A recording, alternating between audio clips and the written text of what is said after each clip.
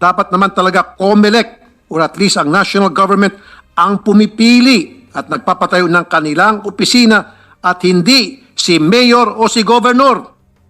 Kaya minsan pagdating ng eleksyon, nauna pa si mayor na nagbibigay ng opisina na nakakaalam ng resulta ng eleksyon.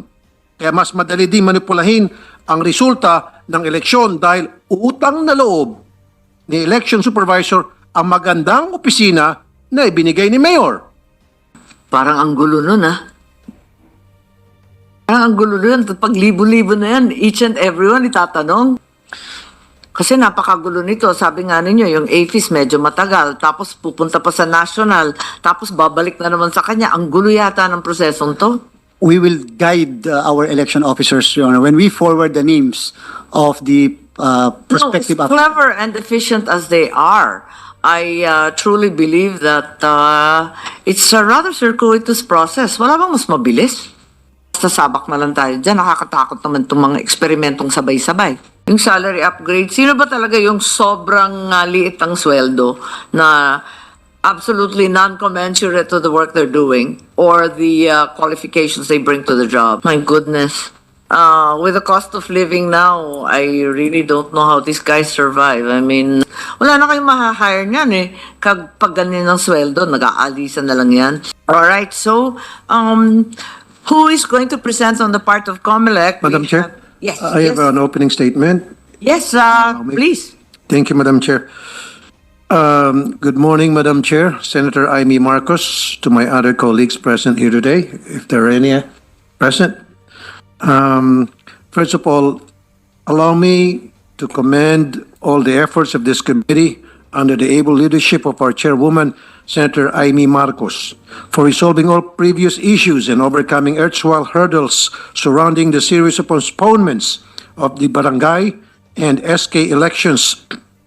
Finally, we can look forward to conducting the Baranggay and SK elections on October 30, 2023.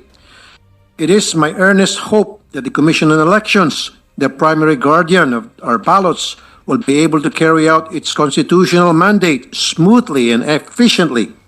I'm positive that our officials will ensure the conduct of an honest and peaceful elections, just like what we have witnessed during the presidential and local elections last year. I'm also for the digitalization of our polls this October. If not full, at least majority of our barangays will be automated to ensure accuracy and credibility of outcomes. With regard to the proposed bills on providing accessibility for the vulnerable sectors of our society, I'm also manifesting my full support. It is crucial that we give every Filipino citizen the chance to exercise his or her right to suffrage, regardless of physical condition. In the true spirit of democracy, it is incumbent upon us to protect and preserve the right to vote. I just want to emphasize, though, that in giving our seniors, PWDs, pregnant women, and IPs full accessibility, adequate safeguards will still be in place by not allowing human intervention as an added tool to cheat or rig the results. Minsan po kasi, ginagamit ng mga mandaraya na palusot yung mga PWDs o seniors para manipulahin ang kanilang balota. Kunwari, tutulungan nila yung senior, pero sa totoo lang, gusto nilang ibahin ang ilalagay o isusulat sa balota. We need to provide accessibility and simultaneously safeguard the sanctity of their ballots. Finally, I fully support the bills amending the Omnibus Code such that the power to select office spaces for provincial and local elections officers be stripped from local government units. Dapat naman talaga COMELEC or at least ang national government ang pumipili at nagpapatayo ng kanilang opisina at hindi si mayor o si governor. Kaya minsan pagdating ng eleksyon, nauna pa si mayor na nagbibigay ng opisina na nakakaalam ng resulta ng eleksyon. Kaya mas madali din manipulahin ang resulta ng eleksyon dahil utang na loob ni election supervisor ang magandang opisina na ibinigay ni mayor. We should put a halt to this practice and amend the law. We must uphold and preserve at all times the independence of our COMELEC and its officers. They must remain free from duress or any form of undue influence in order to conduct free, fair and honest elections. That's all, Madam Chair. Again, good morning and thank you po. Yes, thank you very much for the spirited support given by our colleague this Monday morning. We're all raring to go. Thank you very much. At eto nga, hihingi kami ng update dito sa COMELEC. Maraming iba't ibang balita tungkol sa ating barangay elections. Unang-una, nagtataka kami kung bakit automated bigla ang pinilot test dito sa barangay at SK elections. Ang pagkaintindi natin, manual to. Kaya biglang bakit automated? Ang pagkaalam ko, magko-cost-benefit analysis kung kakayanin para sa mga malalaking barangay tulad sa Quezon City at iba pa kung saan halos kalahating milyon. Tama ba? Kung minsan ang botante. Okay, tapos alam ko rin na may binaril. Tama ba? Na-ambush isang municipal election officer sa Maguindanao bago mag-Valentine's the day before. So, we are hopeful that there's a quick report on this. I hope it has nothing to do with the upcoming barangay and SK elections. And finally, I think an election is about to be conducted this week. Is that correct? February 25 in Cavite for our now Secretary of Justice, Boying Remulla. So if you could apprise us of all these developments very briefly so that questions can be propounded as well thereafter. Thank you. We invite Chairman George Garcia. I believe you will make the presentation. Thank you. Thank you very much, Madam Chair.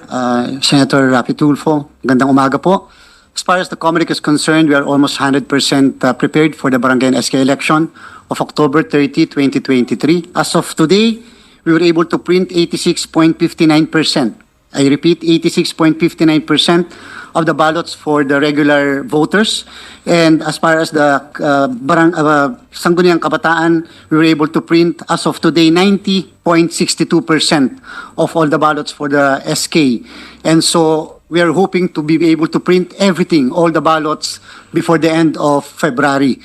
I recall that last year you told us that some training had been conducted for teachers and other election officers who would supervise the conduct of both elections. Are they still in place or will continuous training be undertaken? With all due respect, Madam Chair, as far as the training of the teachers are concerned, we had not yet proceeded with the training because of the possibility at that time that there will be postponement of the election. And so, Kala ko doon nagastos yung ilang gastos nung na-postpone. no, Hindi natuloy yun? Madam Chair, no. Doon po nagastos sa printing of the ballots, including personnel services of the commission. Pero magagamit naman yung mga balotang yun. Hindi naman sasayangin. Yes, Your Honor. Madam Chair, last week, the COMELEC and Bank passed a resolution authorizing the use of the 13 million ballots for the regular voters and 8 million ballots for the SK, Madam Chair. Thank you. Sapat ba ito yung 5.7 na new appropriations ng 2023? Chinecheck ko lang yung budget ninyo kasi doon tayo na para nung nakaraang taon dito sa tungkol sa budget ng pagpo-postpone. So, Chairman, is there any update on that development? Madam Chair, as far as the COMELEC is concerned, Barangay and SK election, the national government gave us 8.449 billion pesos for the conduct of the Barangay and SK election, supposedly by December 5, 2022. However, because of the postponement, the budget as approved by the Senate and the House of Representatives and signed by the President, the 5.7 does not contain, Madam Chair, the additional budget for the Barangay and SK because accordingly, in the law, it says it will be the subject of a continuing appropriation and supplemental appropriation. So how do you seek to finance this barangay and SK elections coming shortly? The only new appropriations, as you mentioned, are is the 5.7 billion already stated as new appropriations for COMELEC. Wala nang iba pa. Although, as we're well aware, you have continuing appropriations from the previous year, as well as savings and other monies.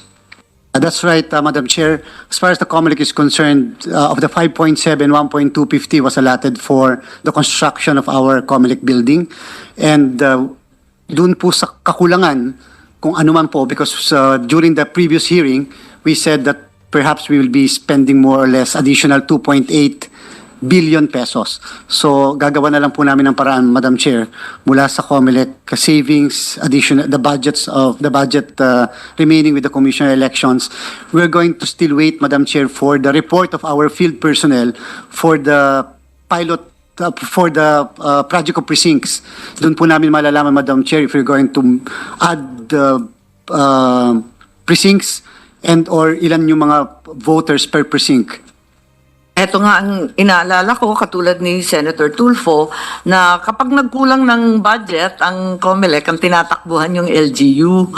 Kaya nagkakaroon ng collusion, conspiracy, nakakapraning na eh. Dahil dito, nais natin malaman, at if I may request from Chairman George, exactly where and how much will be derived from your other sources, such that we can be assured that this will be a fair and free election, not financed by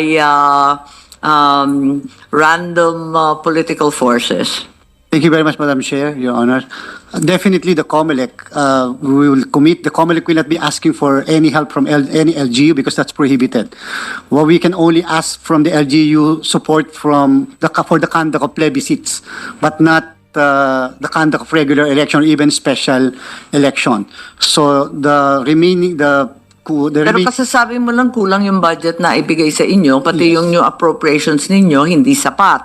So saan manggagaling? Although nga, meron naman kayong savings at saka continuing naman yan. At meron rin kayong iba't ibang collection, di ba? So may pagkukunan, ganun ba? Yes, Madam Chair, and likewise, we reserve the right to respectfully ask our Congress for an additional budget as the need arises, simply because, Madam Chair, at this point, we can just estimate, but we cannot particularly pinpoint how much we're going to need, simply because although there were additional 1.6 million registered voters from December 12 to January 31, hindi pa po sinasubmit ng mga tao namin from the field kasi po meron pang election registration board hearing by March.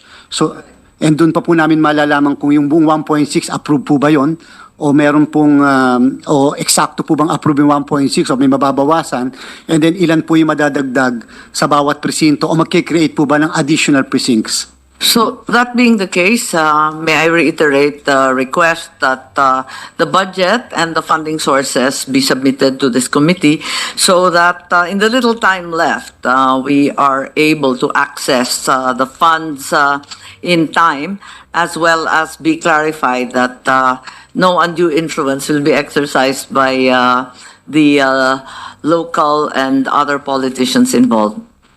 As Madam Chair will comply, will submit the said documents, Madam Chair. Pinagtatakahan nga namin, tulad ng sinabi ko kanina, yung bakit mag-automated election system na kasanayan na natin na manual kapag barangay at SK? Bakit biglang may automated pilots tayo? That's right, Madam Chair. There was a House resolution calling for the Commission election to conduct the automated election for the barangay and SK. So it came from the House? There was, yes, Madam Chair. Yes, may I know who the author was so that we can trace it? Yeah, Madam Chair, it was Congressman P.D. Barsago. Yes, that's right. He's my counterpart in the Oversight Committee, in the Joint Oversight. I think he found it unwieldy and time-consuming to do it manually, given that his barangays are enormous. Is that correct? Based on the resolution, yes, Madam Chair. But we disagreed. We said we cannot conduct the automated election in the entire country for the BSKE at this point. we have no budget, we have no resources, we cannot procure the necessary documents and materials for purposes of the barangay and SK, and only we have 98,000 machines presently. We will have to lease the additional machines in the event that there will be an automated barangay and SK elections. I'm a little perplexed. Does that mean na yung iba, yung malalaking barangay, may plano kayo kung okay yung pilot testing, may plano kayo na maging automated, samantalang yung maliliit at yung karamihang barangay mananatiling manual? Ganun ba yun? Madam Chair, if I may, there are certain barangays with three or more polling places, Madam Chair. Not unlike in small barangays that the canvassing are usually done in the polling place by itself, in the elementary school. So wala pong transmission of the results. There will be just in case, based on our pilot testing guidelines, there will just be manual uploading of the results. In big barangays where there are three or more polling places, halimbawa po sa isang barangays, may 4 na schools. Yung 4 na schools na yun po, isa lang po ang canvassing area po doon, maaaring sa isang eskwelahan doon sa 4 na eskwelahan na yon. We are going to conduct canvassing in that particular polling place, in that particular elementary school. So we have to manually upload the results from the 3 barangays so that this will be consolidated in that polling. Yes, I understand. But if you're going to automate it, yung transmission, yung voting, automated. Yes, sir. Pagkatapos yung transmission dun sa canvassing precinct, Manual. automated din? No, Your Honor. Manual uploading only. Manual. Tapos pagdating dun sa canvassing, manual or automated? Automated, Your Honor. There will be a consolidation system that will consolidate the results, uploading from the SD cards the results. Is there a real savings in time and cost? Based on our time and motion study, if you are going to conduct manual election, if we are to finish the voting by 6 o'clock, we are going to complete the counting by more or less 9 to 10 o'clock in the evening. If you're going to automate, just like our previous experience, by 6:30 to 7 o'clock, if the voting is to end by 6, then we will have the result already by the precinct. Yes, Senator Tulfo, please. Yeah, Chairman Garcia, anong difference dun sa manual uploading versus automated? Dun sa manual, hindi kaya magkakaroon ng problema dun, discrepancy? Kasi may human intervention? Thank you very much, Madam Chair, Your Honor, sa question po na yon. When you say po, Mr. Chair, Madam Chair, Your Honor, manual uploading, you are going to get the SD card, and the SD card will be physically brought to the canvassing area. So, if po, Madam Chair, nasa polling precinct na ito, yung machine, you are going to get the SD card and bring the SD card doon po sa canvassing. So, manual or physical intervention will only happen doon sa pagdala po ng SD card, sa pag-manually upload. We cannot po transmit electronically because it will cost a lot of money po. Mas mahal po kapag electronic transmission. So siguro po, tama po yung fear din po, Your Honor, Madam Chair, ay yung pagdadala lang ng SD card. Pagdadala ng SD card from one precinct to the canvassing. Doon magkakaproblema, Chairman Garcia, yung hawak-hawak yung SD card at itatransfer doon sa lugar na kung sa itatransmit na, baka magkaroon ng salisihan, magkaroon na ng kung ano ng magic-magic, ika nga. So, how can we avoid that, sir? Madam Chair, Your Honor, before po manually i-upload yung pong SD cards, the machines will be printing again, just like the ordinary automated election, 30 election returns. And therefore, before the SD cards will be brought to the canvassing center, which is very near the polling precinct, all the candidates, representatives or watchers will be entitled to copies of the election returns. So, nandun po sila, allowed silang magbantay at Yes, i-monitor po yung transfer from bago i-upload. Yes, Madam Chair, Your Honor, that's right. Okay. Yun lang po, Madam Chair. Yes. Makasingit. Sige po, sorry. Later. Later na po, Madam Chair. Sa bagay, hindi pa naman natin testo, no? Kailan ninyo balak i-testing na ito? Anong may date na ba? Madam Chair, Your Honor, during the conduct of the BSKE also, simultaneous with the BSKE, doon po kami magpa-pilot test with two barangays. You're going to do this in October 30 also? Yes, Madam. Sabay-sabay? Hindi ba napakagulo?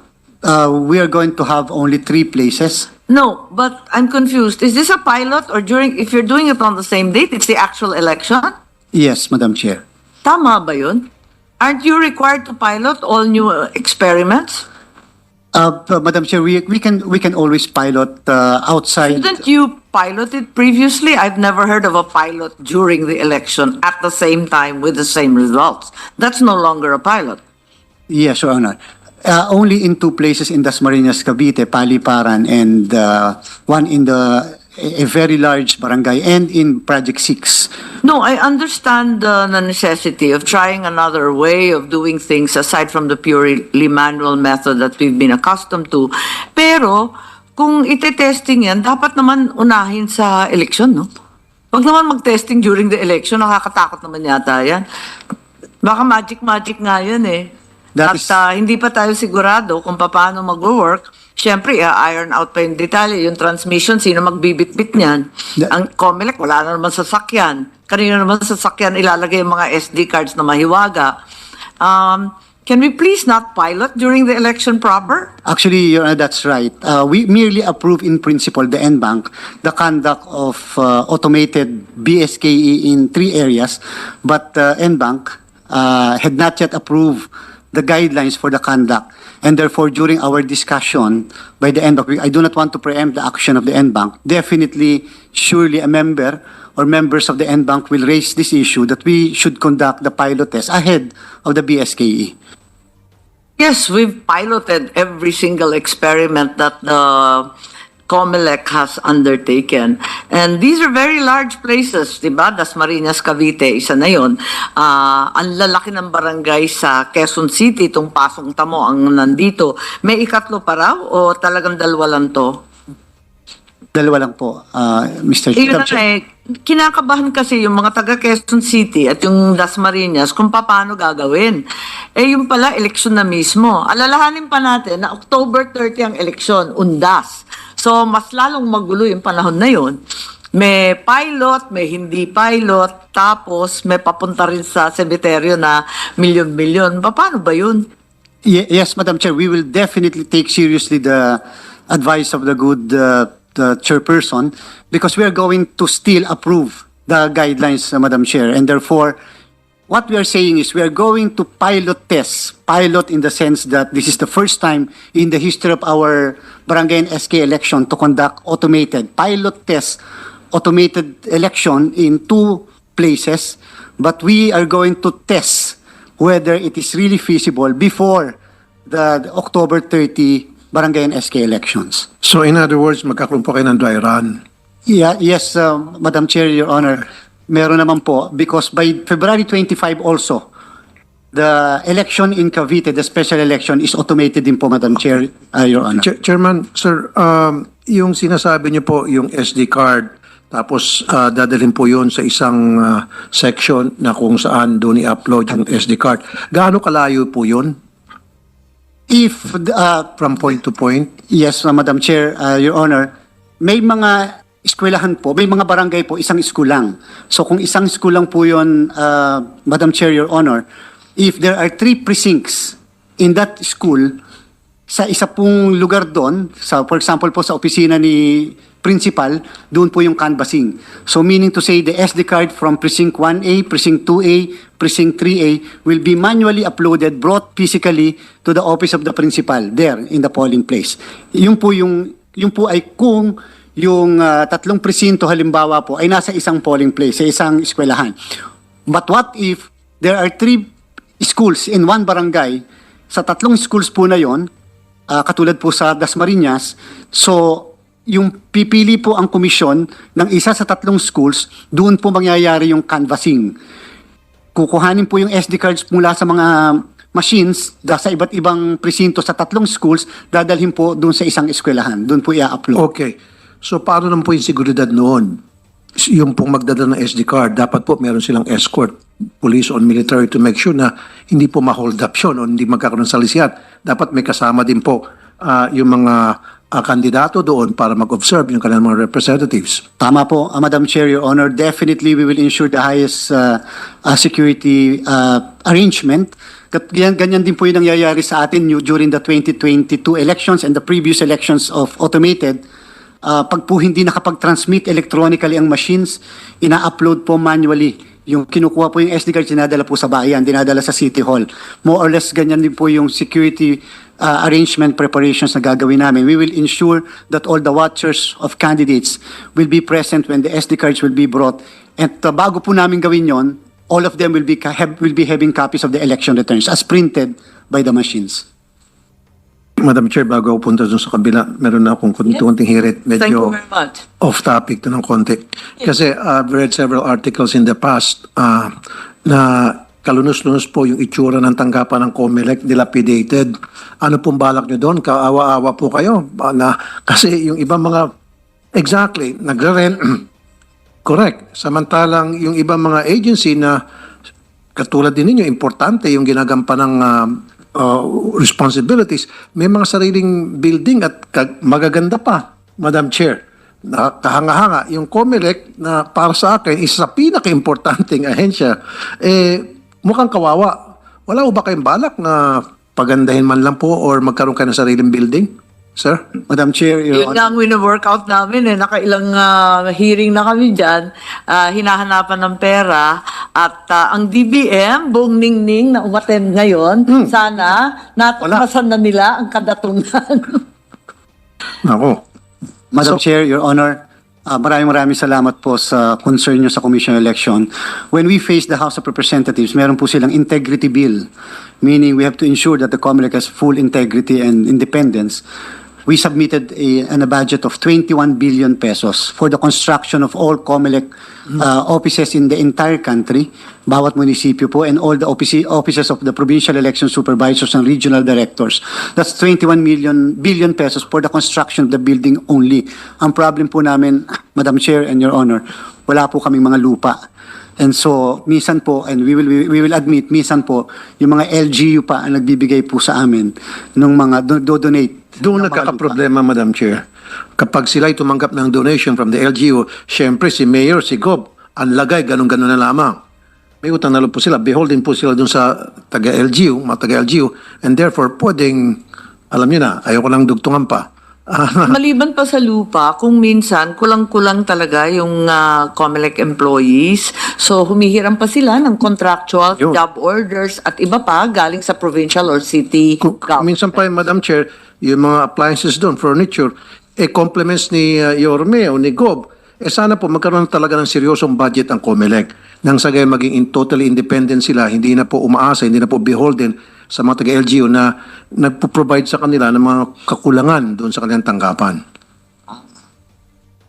Diba, Mr. Chair? Madam Chair, Your Honor, yun po ang kalagayan, the sorry state of the Commission election. We have 6,200 employees. And even the main office of the COMELEC, kami po yung nangungupahan. So wala po kami mga sariling, dahan-dahan po. We have at least 4 or 5 regions na dahan-dahan namin pinapagawa ng mga building. But a building, 2-story will cost at least 60 million pesos to construct. So, Kaya, sorry to interrupt. Naisip ko lang kasi ang tagal na nating long playing na tayo dito sa topic na to, nakakaiyak na eh. Nagiging telenovela na siya. Kung kaya't, ano kaya kung gumawa na tayo once and for all ng multi-year plan? At least until the end of the presidential term, sabihin natin, yung umpisahan, yung malalaking lugar, kasi wala pa naman ako nakikitang plano, daing tayo ng daing, pero yung actual plan na year on year, baka kayanin 1.2, baka kayanin ng 2 billion. Malay mo, di ba? Unti-unti, ay maisisingit natin yan sa GAA, gawin na lang natin multi-year, iplano muna natin yung pinaka-urgent, yung talagang, sumasang-ayon yung budget, mukhang may pag-asa. Oo, tumatango eh. Si Attorney Chris parang totoo, parang may future. Kaya what if we ask the infrastructure section of COMELEC to make a plan apropos of this urgent and important matter? Make a multi-year plan, ideally 3 years, if not at least 5 years. Siguro naman may papatayo na tayo in the span of 3 to 5 years. Kahit medium term, hindi naman instant ang lahat eh. So, let's make a plan. Umpisa natin with a plan. I have an almost magical belief in plans. Pag meron ng plano, kahit papano, na bibigyan ng budget pa, unti-unti eh. Madam Chair, yes, Your Honor, we're going to submit. We have a plan. We prepared. Wala pa akong nakikita We're on going to this submit, time. Madam Chair.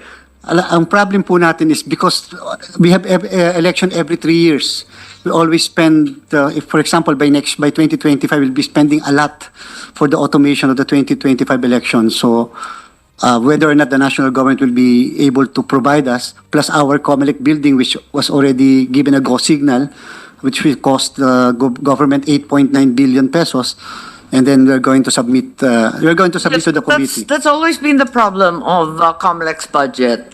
We should lock in some capital outlay for these offices, at least the most important, biggest ones, once and for all. Dahil, alam rin natin, yung capital outlay, parati tayo nagre-rely sa Smartmatic. Kaya tayo nauuwi sa pang-uupa. So maybe we should start working on that too. Thank you very much, Senator Tulfo, for bringing that up. And yes, that's part of our agenda later on. In any case, let me ask na lang for a plan. And then palibhasa nga sina DBM, at least yung tatlong attorneys natin na narito, mukha naman nakangiti eh. Baka naman may future yan kapag na-stagger ng 3 to 5 years. Gawan na natin ng paraan. At least yung pinaka-urgent, unahin na natin. Yung malalaki. Well, pinaka-urgent kayo, no? Kasi informal settler rin kayo dyan sa opisina ninyo, sa totoo lang. And then perhaps the rest, at least on a regional basis, the very large regions. And I wanted to go back to the preparations of the COMELEC. I'm a little bit alarmed by the fact that the pilot testing will also be the election. Hindi pala pilot yun, totohanang eleksyon. Nakaka-nervyos yata. Isa pa, itong automated election system na gagawin sa pilot testing, sa Smartmatic na naman ba yan? No, Madam Chair, we're going to use our machines. The machines we purchased, the 98,000 machines are owned already by the COMELEC, Madam Chair. So, our own 98,000. Yes, Madam Pero Chair. hindi naman lahat gagamitin, ano? Doon lang sa 3 barangay na sinasabi. Yes, Madam Chair, in Dasmariñas will be using 303 machines, 101 of which are Kan pilot continuous. testing at saan manggagaling yung budget?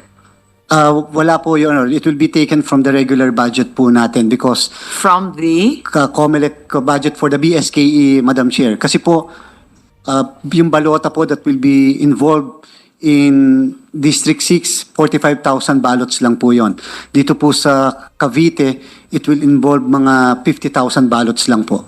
What was the criteria for choosing the 3 barangays? Small, medium, large ba yan? Urban, rural, bad internet, what? What was the basis? Kasi dalawa sa Dasmariñas, di halos magkahawig yan. Tapos yung Pasong Tamo, parang naisip ko lang, lahat yan urban. Lahat yan malalaki. Paano yung small, medium, large at saka yung rural? Yes, Madam Chair, it's actually the small, medium, large, and one in the NCR and the other one in outside of the NCR.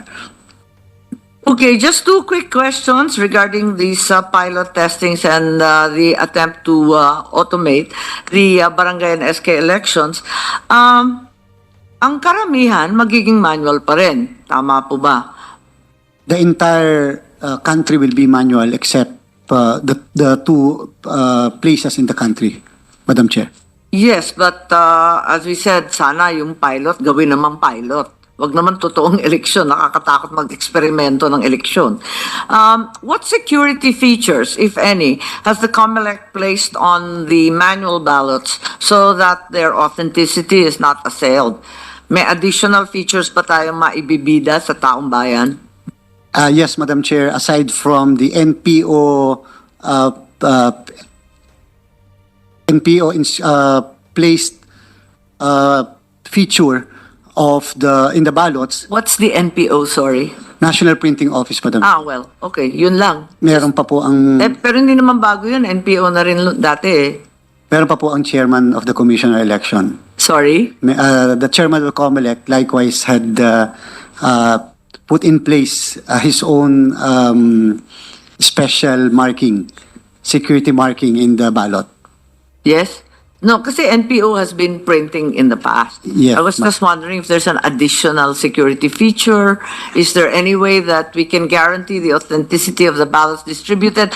Dahil kasi may nangangamba na yung ibang balota o ibang materyales na print no nakaraang taon, di ba, hold over. Iba na yung itsura nun, iba na yung supplyan ng papel sa mga na-print ngayon. Although we're at 90%, sabi po ninyo. So that being the case, baka makalusot yung iba't ibang uri ng balota kapag ganyan. Isa po sa mga nilagay po na very important feature ngayon, nawala yung ibang printer sa buong Pilipinas, yung ascending number of the serial number of the ballots. So ascending po yan. Wala pong merong ganun sa Pilipinas except the Bangko Sentral ng Pilipinas and the National naman may Printing. serial number ng balota? Yes, Madam Chair. No, Pero ibig sabihin ng attending. from the small to the bigger number. Then the watermarks, which is always the consistent Dati feature. pa rin yan, di ba? Yes, Madam Yung Chair. watermarks, luma na rin yun, di ba? Yes, Madam Chair. And I'm likewise, just looking for additional, no? Kasi there were questions in the past. the marking of the COMELEC chairman, Madam Chair. Ganon. Talaga. Secret ba yun? Nobody knows, Madam Chair. It's the chairman. Okay, the other concern is that in the past, during barangay and SK elections, the COMELEC is inundated by disqualification and cancellation of COC cases. Usually, in the case of the SK, as we know, that they are overaged, underage, or non-residents. So, how is the COMELEC going to reduce this wave of cases that will inevitably ensue? Thank you very much, Madam Chair, sa question na yun. Number one po, we made it a point, including in our general instructions, we instructed all our election officers to refuse to accept the certificates of candidacy of SK candidates who, based on the records of the Commission on Election, are more than 24 years of age. Tama po kayo. During the previous election, we received almost 4,000 disqualification cases involving overage SK candidates po. Madami po kasi, Madam Chair, 24 years old, 24 and 1 day, 24 and 1 month, nagpapile pa rin po ng candidacy. Ngayon po, we will refuse to accept. Therefore, the filing of the candidacy is no longer a ministerial duty on the part of the COMELEC as far as SK is concerned. Sa barangay po, Tapos yung non-resident, di ba issue rin yun? Kasi yung iba estudyante o nagtatrabaho sa labas, pwede bang i-disqualify na yun at the outset or refuse to, as you said, accept their COC at the outset? pag po not registered voters, Madam Chair, automatically we will not accept the certificate of candidacy based on the record in the on file with the COMELEC. Dapat nga ganun, pero dati, di ba tinatanggap kung ano-ano? We are willing to take the risk, Your Honor. Sabi nga po namin, let them go to the courts. Let them question our action. Oo. This is for the first time that the COMELEC will not consider the filing of the candidacy, Madam Chair, as Pag hindi registered voter at maliwanag sa birth certificate, We will not dapat out accept. na, wag na. Kasi kayo rin ang mahihirapan sa bandang huli eh. Paulit-ulit sa surface yung mga pangalan. Yung pala, disqualified naman at the very beginning. And Madam Chair, concerning po your concern, we intend also to have the filing of the candidacy by July. Mas maaga po. Okay. So that we'll be able to resolve all disqualification cases more or less, and especially mga nuisance cases the earlier. Ayaw na po nating masama na naman yung mga pangalan ng nuisance candidates. Okay. Kasi dyan tayo nahihirapan. Ano? Last question, ano yung plan B, C, D? Alam natin na October 30 is in the middle of the typhoon season. Kasagsagan ng bagyo yan. Kapag binagyo, anong mangyayari? Magpo-postpone? Anong gagawin? Madam Chair. Baka sangkatutak na special election yan, given the weather that's inflicted both Visayas and Mindanao of late, the earthquakes in the north and now in the south as well. Paano kaya? Anong mangyayari? Magpo-postpone? Anong plan B or whatever? That's right, Madam Chair. Under Section 5 of the Omnibus Election Code, we can postpone the election in view of force majeure, terrorism, violence, and other analogous causes. And likewise, under Section 6, we can declare a failure of election in certain areas. But definitely, kung bagyo po yun, that's a force majeure, and therefore we can reset the election. But resetting can only be done 30 days after the occurrence of the force majeure. Yes, with all due respect, I don't think this is entirely unpredictable, no? So, baka umabot ng 30% mapopostpone. Kasi, di ba, yun ang realidad ng bagyo. That's the typhoon season. And we know we have over 24. What will we do then? Madam Chair, we are going to submit to the committee a detailed plan of action, as correctly pointed out by the Honorable Chairperson, a detailed plan of action in the event that there will be a storm, there will be calamities, or which can be predicted during this time, or even a force majeure. We're going to submit, Madam Chair. Kasi to be expected na yung bagyo niyan eh. Pag October, di ba? At saka undas pati. Paano yung ilalayo yung election dun sa mga pupunta sa semeteryo? Isa pa Madam yun. Chair. Ang daming crowd control niyan. Including po yung mga teachers. May mga teachers po, Madam Chair, na kinakailangang umuwi. Doon Mga sa teachers, yun na nga. Tapos yung mga pulis, naka-red alert sa undas, naka-red alert rin sa election. Parang ang hirap yata ng logistics nito. How do we manage this? Yes, Madam Chair, we are going to submit a comprehensive and extensive plan Tapos of action. babagyuhin ka pa or lilindol. Parang gahol tayo nito. Yes. We're going to have an early deployment. We usually authorize an early deployment of all election paraphernalia, Your Honor. That's right. And unfortunately, the DILG doesn't seem to be present, but sana magplano na kayo kasama ng DILG kasi magkakagulo yan eh.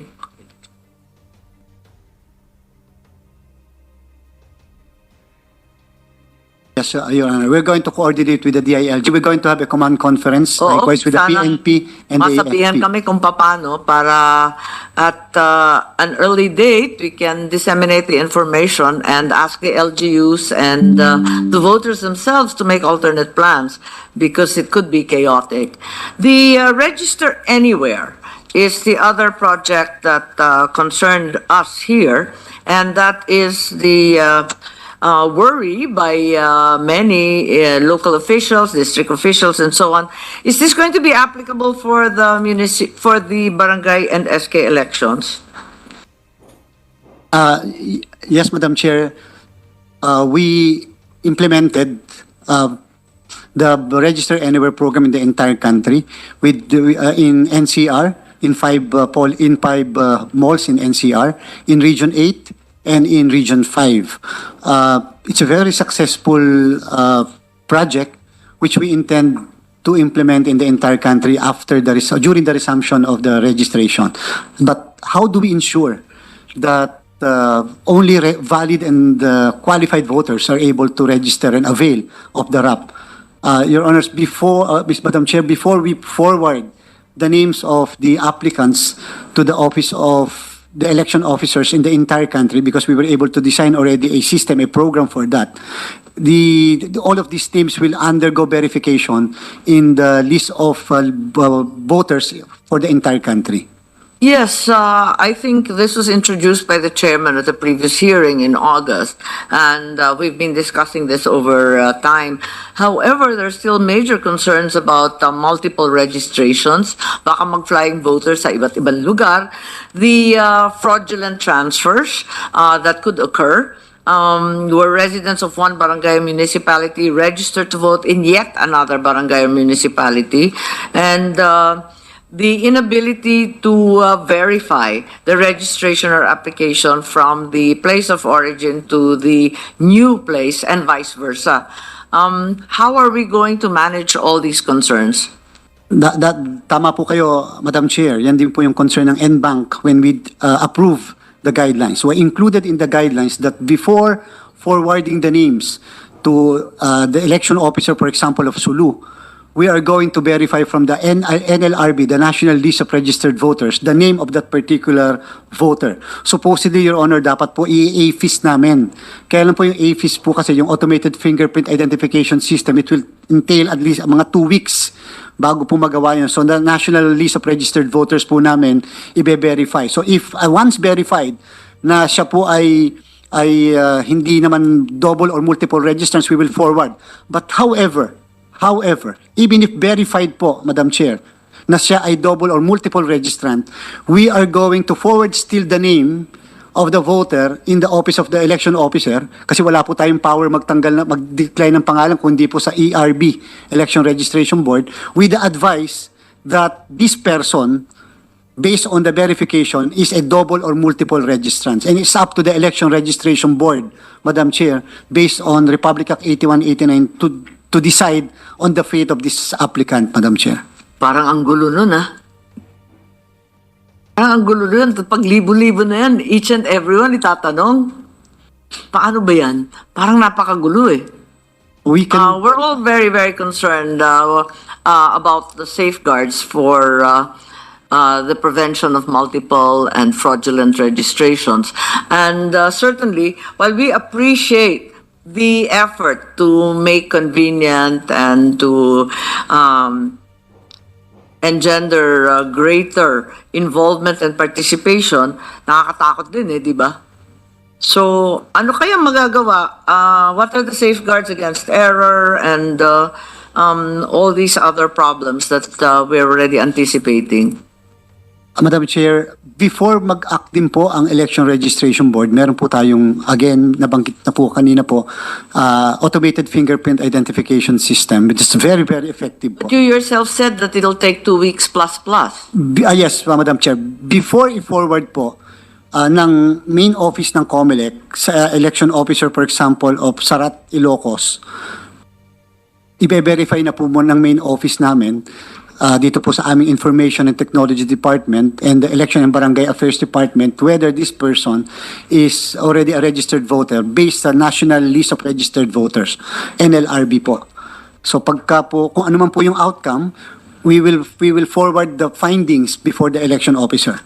The election officer na who happens to be the chairman, Madam Chair, of the Election Registration Board will be the one to they're the ones to decide. Sounds like a really laborious and time-consuming exercise.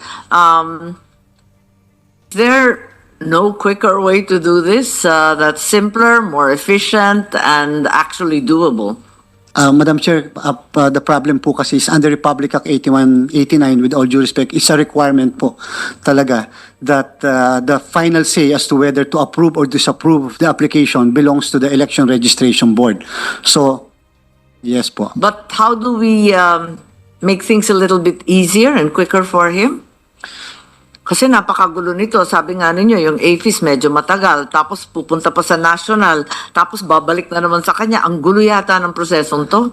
We will guide our election officers, Your Honor, when we forward the names of the prospective... No, as clever and efficient as they are, I truly believe that it's a rather circuitous process. Wala bang mas mabilis? If only, Madam Chair, the law is amended, Republic Act 8189. No, but even failing that, how do we just give the Election Registration Board, wala ba tayong maibigay sa kanila na madali lang, na may final listing sa kanila? Parang ang gulo nito, pabalik-balik yung listahan eh. Actually, Madam Chair, supposedly meron po silang list ng voters in the entire country. Yun na nga, pero pag nag-register anywhere, paano yung mga flying voter, multiple registration, fake, paano kaya yun? Is there a way for them to know right away rather than referring to all these other sites and persons and groups? Before, Madam Chair, before the passage of the data privacy law, pinapayagan po namin ang lahat ng election officers namin nationwide to have this official list of voters nationwide for them to verify. But however, Your Honor, because of the experience in the past, na isa lang po ang makatakas na data doon, that will practically violate the data privacy of voters. So we are so very careful whenever and that's why sa main office lang po namin bine-verify yung lahat ng mga voters na applicants for as new voters, even whether regular registration or sa Register Anywhere program po. Point of information, has the Register Anywhere project been piloted previously? No, Your Honor, only during the December 12 to January 31 resumption of registration. Saturday and Sunday, Madam Chair. And what were the results? What were the problems encountered? Kasi nga wala naman maayos na pilot to eh. Sumabak na tayo dyan eh. Which we all appreciate. We understand that we want to have as many involved as possible and that everyone exercise their right to vote. But as a general rule, COMELEC is required to pilot every new experiment, isn't it? Yes, Madam Chair. With all due respect, napaka-successful naman po ng Register Anywhere. Ang mga problems po na na-encounter, wala po yung mga nakita na double multiple, pero ang naging problem po, Madam Chair, usually walang ID or identification card bearing the address doon kung saan po sila nagpapa-register. For example po, the prospective voter is from Albay, hinahanapan po ng ating mga tao sa Register Anywhere site. Ayun na nga, yun nga yung sinasabi ng iba, na antayin na lang muna yung national ID o magsimula lamang kung saan may national ID kasi nakakatakot nga daw yung ganito. At maalintala yung election kapag check yung election na yung ERB natin. Mahirap din po ipagbaka sakali, Madam Chair, sa national ID. Pero ang hirap naman na walang pilot din. Sasabak na lang tayo dyan. Nakakatakot naman itong mga eksperimentong sabay-sabay. Yes, Madam Chair. We appreciate the concern of the Honorable Chairperson. Yung pong ginawa namin pilot is actually technically just to test whether our system is now ready, our people are likewise ready, and whether this can be implemented nationwide on a per region basis, Madam Chair. Right. Are there any comments from the NGOs, Lente, NAMFREL, PPCRV? Please feel free to join us. NCIP, parating problema ang ating mga IP kasi nga walang mga ID. Director Dingal, alam natin parating namang problema tayo, mga birth certificate pa lamang hindi mahanap eh. Is there anyone who'd like to join in? Please feel free. Yes, Attorney Elnas, meron kayo dadagdag? Thank you. Kanina pa kayo bulong ng bulong dyan. Share naman. Good morning, Your Honor. Actually, when we implemented before we implemented the Registration Anywhere project, we pilot tested it within our, sa COMELEC lang po, yung system, yung process, and we simulated it. Naku, ba't within COMELEC lang, hindi pilot yun? Yes, we test muna, Madam Chair, yung system, yung process, tsaka yung procedure, and doon mismo sa venue, taking into consideration the space, the accessibility, at saka yung mga PWDs, mga seniors, lahat ng areas of concern tinitingnan natin bago namin in-implement itong Registration Anywhere project. And aside from that, Your Honor, each and every Registration Anywhere venue, we provided them, the teams, we provided them with the national list of registered voters wherein right there and then makikita na kung registered voter na siya sa isang area, sasabihin na you're no longer qualified unless you will apply for transfer. Okay, sabihin natin dun sa bago niyang presinto, may listahan na ng national, tatanggalin na siya dun sa dati? Ganun ba yun? Tapos, paano ma-inform yung dating pinanggalingan niya, yung precinct of origin? Yes, Your Honor. Dalawang system yan, Your Honor. One is the technical side because kukunan siya ng biometrics. Then the biometrics of that person will be transmitted through file transfer protocol. That's the... Wala bang automatic? Pag tinanggal nung new precinct, dapat Wala bang central database yan? Mayroon tayong central database, Your Honor, but again, sabi ni Chairman Garcia, it's not right there and there. It's just a notice to the election officer that this person, because it will pass through the election registration board. So, notice mo na sa election officer na ito naglipat na, then during the election registration board hearing, saka na niya tatanggalin yung pangalan na nanglipat na. And doon naman sa kabila, idadagdag niya yung pangalan at saka biometrics na nakuha ng registration anywhere teams natin. Nako, Attorney Elnas, alam ninyo na mahihirapan ko mahihirapan ito sa plenary. Pag na-raise itong question na to, dapat mas maayos yung answer natin. Mahirap yung pagtanggol to dahil medyo magulo, no? At kung may amendment kayong hinihingi, wala naman na ibibigay sa amin. Itong sinasabing amendment sa 8189 na required ang election registration board na mag-verify ng voters list. I have no proposals from COMELEC, so please, if there are amendments that are suggested, they should be submitted timely. Yeah, Attorney Elnas, maraming tanong dyan. So, kung maaari, gumawa lang ng briefer with the safeguards and other mechanisms that could protect the sanctity of the ballot. Thank you. At least the voters list. Okay. Sige. So, I think if the chairman has anything to add regarding these elections, I think there are only two items that occurred in the news. Firstly, the COMELEC announcement, I think last week, that premature campaigning would be in effect. What date would that be? From the date of the filing of the certificate of candidacy. You said you would have early filing in July. Yes, Madam So, Chair. from July? If there will be filing of candidacy from July 1 to 5, because the NBank will still have to decide the exact date.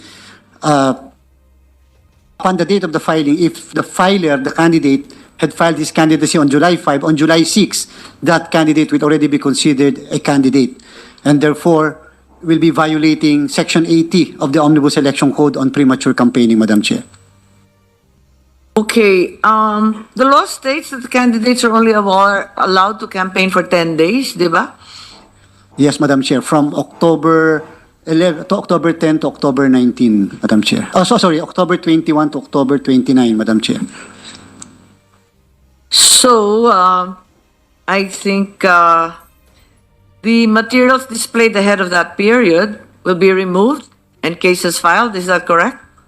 Yes, that's correct, Madam Chair. It is the belief of the Commission that the case of Peñera, Rosalinda Peñera versus the COMELEC, is applicable only in automated election. And therefore, because we are going to conduct the BSKE manually, then you do not apply the Peñera versus COMELEC, which says, under the decision of the Supreme Court, that a person becomes a candidate only on the first day of the campaign period. Yes, but despite Peñera, the reality is you seem to be inclined to embark on a mixed type of election so that Peñera would then apply to Dasmariñas and Quezon City, at least in the barangays where you are going to automate. That may be the Paano case. ba yun? Ang That gulo. may be the case, Your Honor. So iba yung campaign period doon sa tatlong barangay, iba doon sa rest of the country? Parehas naman po, Parang nakakahilo naman yata. parehas naman po, Madam Chair, yung campaign period. Sabi ninyo, Peñera only applies to to automated elections and not to manual. And the whole country will be manual except for 3 chosen barangays, in which case, those 3 chosen barangays, paano yung rules for premature campaigning? Then in that case, Your Honor, because of the Peñera doctrine, because Ang gulo naman. automated Iba yung po siya. tatlong barangay sa iba. Automated po kasi siya, Madam Chair. And so, Pwede i-experiment na lang ninyo yung automated, wag naman yung i-apply sa election. we are going to conduct a mock testing, mock election in the same barangays, Your Honor, before the conduct of the October 30 I barangay and don't SK. think that answers the problem. Yeah, we can't have a different set of rules for 3 barangays versus the rest of the country. Surely that's not feasible. Yes, Your Honor. We are going to decide on that, Your Honor. The statement of the chairman is merely without prejudice to whatever the final say of the NBank is. If the NBank will say that in all, whether it's the 3 barangays and in the entire country, we will we will not apply the Peñera case, then we will not apply the Peñera case, then let them question our action, Madam Chair. Because we have not yet decided on that Yes, issue. but that's post facto. I mean, syempre, magkakasuhan pagkatapos nun, pero nangyari na. Can Yes, we Madam Chair. avoid it at an earlier date and conduct orderly elections instead, no? So where the rules are clear for all participants. Yes, Madam Chair. But we already approve the guidelines that as far as the Peñera case is concerned, that will not be applicable for the conduct of the manual election. So, Yes, I understand that you've come to that conclusion, which can also be assailed, by the way. yes, that's right, Madam Chair. Okay, so I think my last point is simply to inquire about the safety of our election officers given the ambush in Maguindanao del Sur. Have we undertaken any further security arrangements? Mukhang nauuso na naman itong mga ambush, miski sa norte, sa Cagayan, sa Apari, yung Vice Mayor at anim sila. Ganon din si Governor Adjong, nabalitaan natin. So, paano naman yung mga hamak na municipal election officer? May mabibigay ba tayong security na karagdagan? Kasi pasok na naman tayo sa election period. Thank you very much, Madam Chair. During the conduct of the 2022 elections, we provided 2 security escorts for all our election officers in Maguindanao. However, there were several election officers who refused the security escorts. During the conduct of the plebiscite for the division of Maguindanao, nag-provide din po kami ng security escorts. Meron din po kasing nag-refuse ng mga election officers. Yung pong ambush and the death of our election officer of Sultan Sabarongis, we are currently in close coordination with the provincial commander of the PNP and the CIDG and our Committee on Ban on Firearms and Security Personnel in order to determine whether this is really election-related po. So far po, walang... Is the chairman unable to make security escorts mandatory? Di ba pwedeng compulsory yan? Why should they have the choice of turning down security escorts? We will look into that possibility, Madam Chair, whether we can compel our election officers security escorts. Dahil kausapin na lang ninyo kasi lalo na itong sistemang manual, di ba? Bit-bit nila yung balota. Mas lalo nakakatakot, di ba? Siguro po, Madam Chair, if I may, baka po kasi ayaw dahil yung iba magastos. Pakakainin niyo yung escort. O kaya Alam naman... ko yan, alam ko yan. O kaya naman natatakot sila, baka yung escort pa po yung ano, so medyo may mga ganun po, especially in those areas, Madam Chair. Di kausapin na lang, nipiliin. Pero they cannot go unattended. After all, they're stewards of very precious property, the votes of the people. Yes, Madam Chair. We will do everything to protect the, of course. Kausapin na lang, piliin nila kung sinong gusto nila. Basta may dala sila, hindi pwedeng ganon. Although during the elections, Your Honor, we always give our election officers an automatic exemption sa gun ban din po. Mga Which may or may not be a good thing. correct, thank you. Correct, Madam Chair. Yeah, I think we need to secure our election officers a little bit more tightly given the situation. And it's no longer in segregated zones. It appears to be an uptick in lawlessness almost everywhere. Thank you very much, Chairman. I think we need to go on to the other bills. Yung salary upgrade, sino ba talaga yung sobrang liit ang sweldo na absolutely non-commensurate to the work they're doing or the qualifications they bring to the job? Just an example, Madam Chair. Lawyer position in our law department or even in the offices of the local COMELEC, salary grade 18. Wala na pong kukuha, Madam Chair, na lawyer na salary grade 18. Accounting... O yung computer pa, ang baba rin ng sasahod, wala raw computer maintenance specialist, masyado rin mababa. Pati po accountant sa amin, Madam Chair, salary grade 15 or 16. Samantalang ang dami-daming nag-a-abroad na. Okay. So, Assistant po namin, Madam Chair, salary grade 9. talaga? Opo. Meron pa bang ganun? Okay. Yes, Commissioner Maceda, in as much as you're in charge, maybe enjoin you to focus on the most urgent so that at budget call, which is very, very soon, at the end of March, maipasok na natin kahit paano, no? Kahit konting upgrade man lang kasi nga nakakatawa naman itong mga salary grade 9. Thank you, Madam Chairperson. We were tasked just recently, and we were intending to begin our task by conducting a process review first internally, and ideally, if we could get a third person to look into our to match the competencies with what's being paid right now, because I just learned. Spoken to the Civil Service Commission, for example. Yes, ma'am. Actually, we were trying to benchmark our positions to the other constitutional commissions.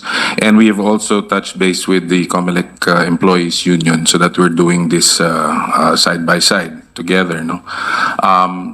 Based on that po sana, malalaman po natin kung the existing plantilla and classifications match what are really required. Yes, unfortunately, the budget period is upon us. We don't really have much time, although I appreciate the process you're undertaking. The reality is we really have to submit it as soon as possible. The other thing is that the budgeting process, whatever DBM says, is brutal.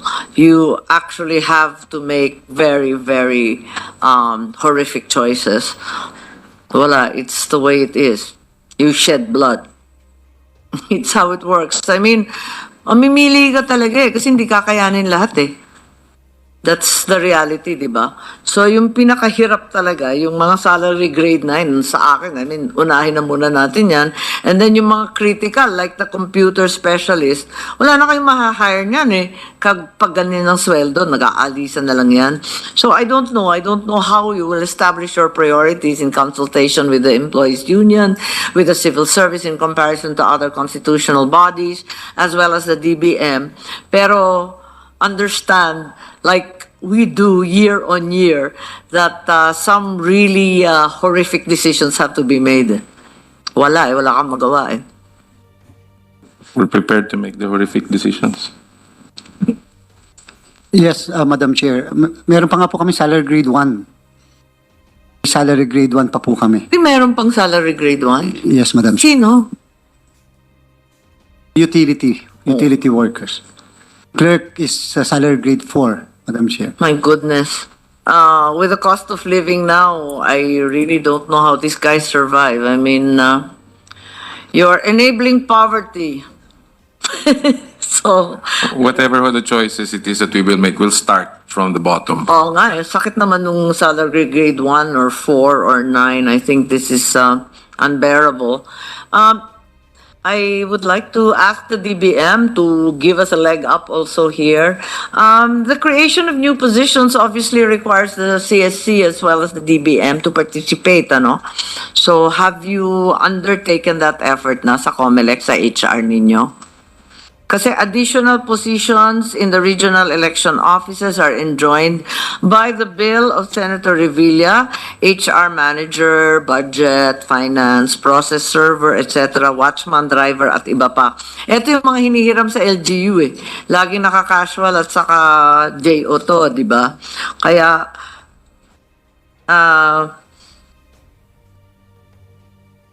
this creation of positions, meron ba kayong wish list na niyan? Yung pinaka-urgent din. Yes, Madam Chair. Kasi iba-iba yung version ng mga bill na narito, but at the end of the day, it will have to be you at the COMELEC to tell us what to do.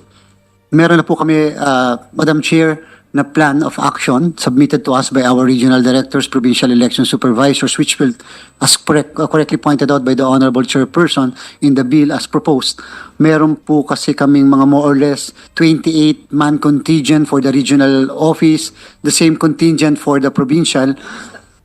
Yes, Madam Chair. Kaya lang po, it will require the office, Madam Chair. Kasi po kung ganun kadami ang personnel contingent, tapos wala naman pong opisina, hindi rin po makakapag-opisina po. The office of an election officer can accommodate mga 4 to 5 individuals. Hindi na mas malaga yung office, mas malaga sa tauhan. Sabi ko sa it's brutal. This budget process is really, really painful. It's, which child do you love more? Which leg will you cut off first? Going to abolish certain positions, Madam Chair. Such as po. For example po, special investigators.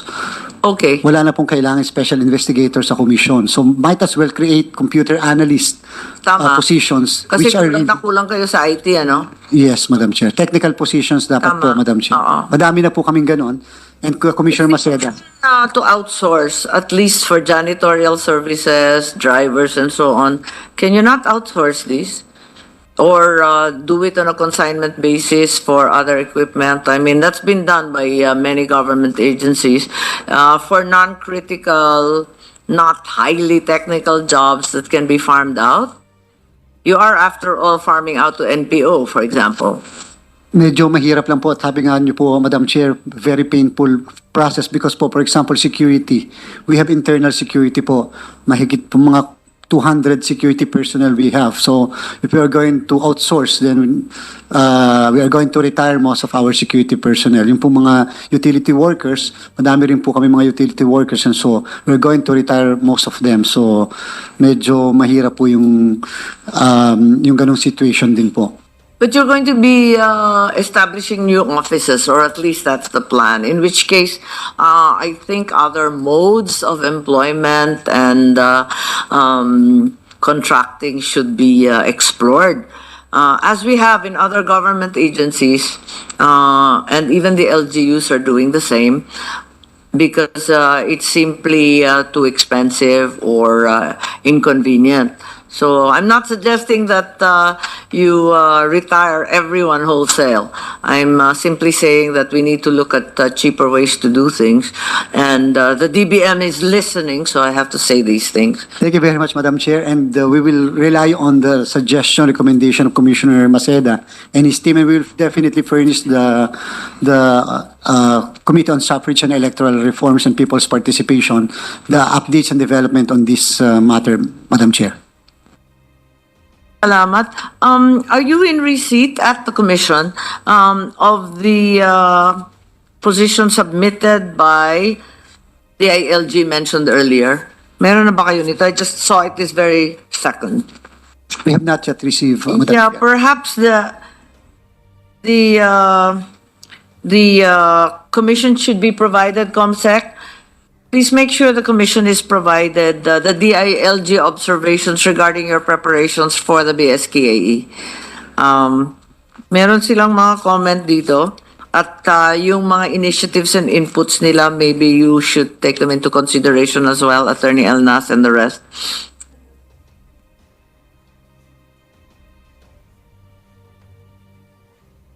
Oh, okay. Yes, just please, if you could take care of it, and then hand me a copy as well so that we can have a look at it and jointly resolve some of the more fundamental issues. So, maraming salamat. I think this is about it, no? Unless there are further comments, I invite the NGOs, Lente, that has been atypically quiet this morning. Any comments from NAMFREL, PPCRV, Lente, NCDA? I haven't heard from you. Baka may idadagdag po kayo.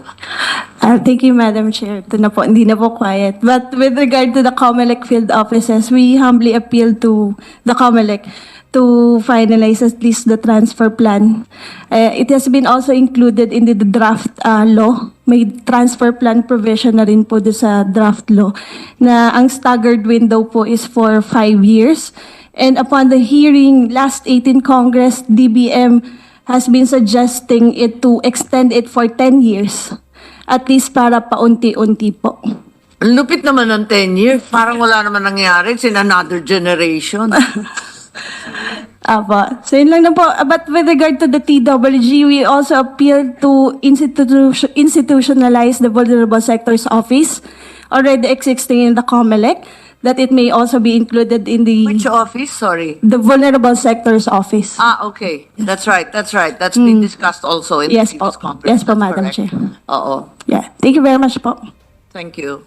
Okay. Yes, Chairman. Madam Chair, yes, we had been requesting the DBM for the formal creation of the Vulnerable Sectors Office and Campaign Finance Office. Try to imagine, Madam Chair, we have a 38-man contingent only of the Campaign Finance Office reviewing 48,000 statement of contribution expenditures filed by candidates and political parties and party lists. And at the same time, we have to likewise formally create also the Is the intent to create a full-blown department? yes, Madam Chair, Yes.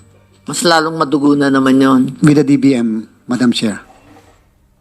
Pretending not to hear.